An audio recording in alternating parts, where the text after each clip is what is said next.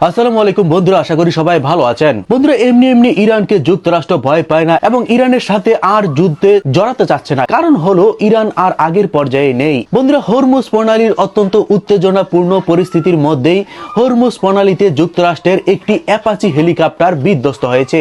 যুক্তরাষ্ট্র কর্তৃপক্ষ হরমুজ প্রণালীতে মার্কিন এই অ্যাপাচি হেলিকপ্টার বিধ্বস্ত হওয়ার ঘটনা প্রথমে প্রকাশ করেনি। যুক্তরাষ্ট্রের সংবাদ মাধ্যম দ্য নিউ ইয়র্ক টাইমস প্রথম এই খবর প্রকাশ করে। এরপর কিন্তু যুক্তরাষ্ট্রের প্রেসিডেন্ট ডোনাল্ড ট্রাম্প তার বক্তব্যে এই ঘটনার সত্যতা স্বীকার করেছেন। তিনি দাবি করেছেন অ্যাপাচি হেলিকপ্টারটি বিধ্বস্ত হলেও এর ভেতর থেকে যে দুইজন ক্রু ছিল পরিচালক হেলিকপ্টারটির, তাদের কোনো ক্ষয়ক্ষতি হয়নি। নিরাপদে তাদের উদ্ধার করা হয়েছে এবং তারা বর্তমানে অনেকটাই ভালো আছেন। বন্ধুরা, ছোট করে যদি এই হেলিকপ্টারটির কথা বলি, স্ক্রিনে বর্তমানে আপনারা যে হেলিকপ্টারটির দৃশ্য দেখছেন এটি সেই AH-64 অ্যাপাচি হেলিকপ্টার। যুক্তরাষ্ট্রের দাবি অনুসারে এটি বর্তমানে বিশ্বের অন্যতম সেরা শক্তিশালী এবং ঘাতক অ্যাটাক হেলিকপ্টার।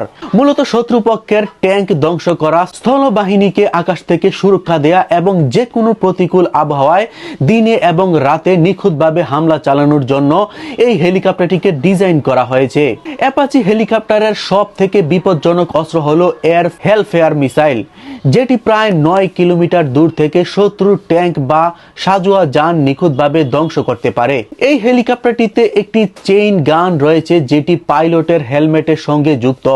অর্থাৎ পাইলট যেই দিকে তাকাবেন ক্যামেরার সেই নলটি সেই দিকেই ঘুরে যাবে এবং এই চেইন গানে 625টি পর্যন্ত সর্বোচ্চ গোলা বর্ষণ করা যায়। হাইড্রো 17 রকেট সিস্টেমও রয়েছে, যেখানে হালকা সাজোয়া যান বা শত্রুর ঘাঁটির উপর এটি একসঙ্গে 70টি পর্যন্ত রকেট বহন করতে পারে। আন্তর্জাতিক তথ্য অনুযায়ী অ্যাপাচি হেলিকপ্টারটিতে ল্যাংবু সংস্করণের মূল রেটারের মানে পাখার উপরের দিকে গোলাকারের একটি ড্রাম থাকে। মূলত এটি একটি শক্তিশালী ফায়ার কন্ট্রোল রাডার। এই রাডারটি একসঙ্গে 128টি লক্ষ্য বস্তু ট্র্যাক করতে পারে। 128টি লক্ষ্য বস্তুতে ট্র্যাক করতে পারে এবং মাত্র কয়েক সেকেন্ডের মধ্যেই সব থেকে বিপজ্জনক 16টি টার্গেটকে আক্রমণ নিশ্চিত করতে পারে। এই হেলিকপ্টারটি আধুনিক বিভিন্ন night vision sensor, switch system এবং বিভিন্ন ধরনের টেকনোলজিতে সুসজ্জিত। মোট কথা হলো এই হেলিকপ্টারটি কোনো কারণে যান্ত্রিক ত্রুটিতে ফেল হবে তার সম্ভাবনা খুবই কম। এটাকে এভাবে সুসজ্জিত করা হয়েছে, তারপরেও কিন্তু ইরানের সামনে এক মুহূর্ত টিকতে পারেনি। এই হেলিকপ্টারটি, এত অত্যাধুনিক হেলিকপ্টারটি বিধ্বস্ত হয়ে গেছে হরমুজ প্রণালীতে, ইরানের আকাশসীমায়। এখন প্রশ্ন হলো, কেন হরমুজ প্রণালীর মতো অত্যন্ত স্পর্শকাতর একটি স্থানে এই হেলিকপ্টারটি বিধ্বস্ত হলো? এ বিষয়ে যুক্তরাষ্ট্রের স্টেটমেন্ট দাবি করা হয়েছে, নিয়মিত প্রশিক্ষণ চলাকালীন সময়ে যান্ত্রিক ত্রুটির কারণে হেলিকপ্টারটি বিধ্বস্ত হয়েছে এবং সরাসরি সাগরে পড়ে গেছে, এমনটাই কিন্তু বলা হচ্ছে। এখন প্রশ্ন হলো যে হরমুজ প্রণালী কোনো সাধারণ এলাকা নয় যেখানে প্রশিক্ষণ দেওয়ার জন্য এই ধরনের ঝুঁকি নেওয়া হবে। ইরানের পক্ষ থেকে মিসাইলগুলো সব সময় প্রস্তুত রাখা হয় এবং এর পূর্বেও যুক্তরাষ্ট্র কয়েকটি বিমানের ভেতর কিন্তু এই ধরনের হামলার ঘটনা ঘটেছে ইরানের পক্ষ থেকে। প্রশ্ন কিন্তু থেকেই যায়, ইরানের বন্দরগুলোতে অবরোধ নিশ্চিত করার জন্য কোনো মিশনে গিয়ে এই হেলিকপ্টারটি কি আক্রান্ত হয়েছে, বা ইরানের যে সীমানা রয়েছে তা অতিক্রম করার পর ইরানের পক্ষ থেকে কি কোনো পদক্ষেপের কারণে এটি এই ধরনের পরিস্থিতির সম্মুখীন হয়েছে? এই প্রশ্নগুলো কিন্তু থাকে।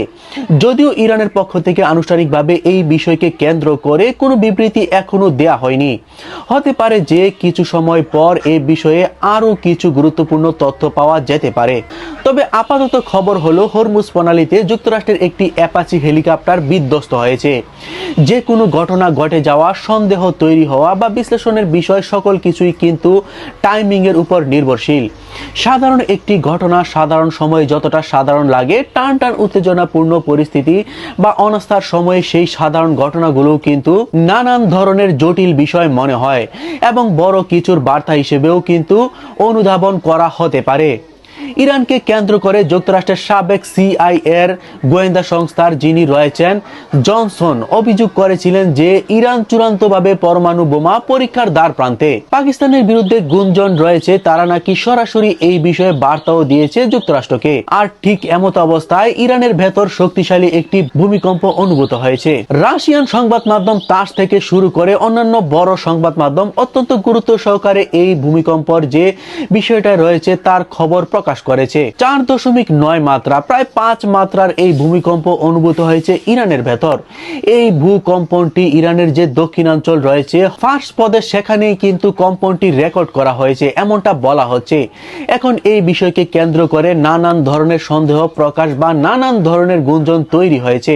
তবে বিজ্ঞানীদের মতে বা বিজ্ঞানীরা দাবি করছেন 4.9 মাত্রার ভূমিকম্পের আসল কারণ প্রাকৃতিকগত কারণে বা প্লেটের নড়াচড়ার কারণে হতে পারে।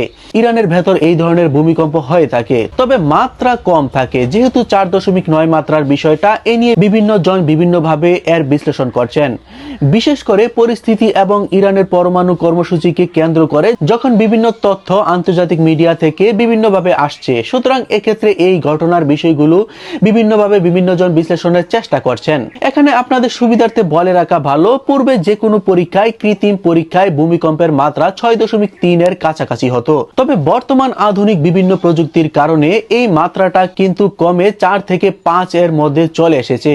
আর এটাও কিন্তু সন্দেহের কারণ হয়ে দাঁড়াচ্ছে। একদিকে যখন পর্দার আড়ালে অনেক কিছু হচ্ছে, অনেক বিষয় নিয়ে আলোচনা সমালোচনার গুঞ্জন তৈরি হয়েছে। যুক্তরাষ্ট্রের হেলিকপ্টার বিধ্বস্ত হয়েছে এবং পরিস্থিতি মোটেও স্বাভাবিক নয় এমনটা মনে হচ্ছে। ঠিক এমত অবস্থায় ডোনাল্ড ট্রাম্প ইসরায়েলের প্রধানমন্ত্রীকে সতর্ক করেছেন, যদি ইরানের নতুন করে হামলা হয় বা তারা যদি হামলা করে, তাহলে ইসরায়েলকে পরবর্তী পরিস্থিতি একা মোকাবিলা করতে হবে। একা হয়ে যাবে ইসরায়েল, যুক্তরাষ্ট্র সহযোগিতা আর করবে না। অত্যন্ত গুরুত্বপূর্ণ এই বিষয়টিকে কেন্দ্র করে ইসরায়েলের সংবাদ মাধ্যম চ্যানেল 12 তাদের প্রতিবেদনে জানায়, ডোনাল্ড ট্রাম্প নেতানিয়াহুর সঙ্গে জরুরি একটি ফোন আলাপ করেছেন। সেই টেলিফোন আলাপে কিন্তু ইরানের নতুন করে হামলার বিষয়ে এই সতর্কবার্তা দিয়েছে ডোনাল্ড ট্রাম্প। পরিষ্কারভাবে বলছেন, যদি ইসরায়েল এই যুক্তরাষ্ট্রের যে নিষেধাজ্ঞা রয়েছে বা বারণ করেছে তা উপেক্ষা করে হামলা করে, তাহলে ইসরায়েল খুব শীঘ্রই একা হয়ে যাবে। পরবর্তী পরিস্থিতি তাদের সামাল দিতে হবে। ডোনাল্ড ট্রাম্পের এই টেলিফোন আলাপের পরপরই জাতির উদ্দেশ্যে ভাষণে নেতানিয়াহু ঘোষণা করেন, আপাতত ইরানে হামলা বন্ধ। যদি ইরান নতুন করে ইসরায়েলে কোনো হামলা করে, পরবর্তী সময়ে ইসরায়েল শক্তিশালী পদক্ষেপ নেবে, তবে আপাতত নতুন করে আর কোনো হামলা করবে না। প্রশ্ন হলো যে হঠাৎ করে যুক্তরাষ্ট্রের পক্ষ থেকে এই কেমন বার্তা দেয়া হলো? এর পরপরই কিন্তু হামলা থামানো এবং জরুরি পরিস্থিতিতে যে কোনো চুক্তিতে পৌঁছানোর জন্য দৌড়ঝাঁপ শুরু হয়ে গেছে।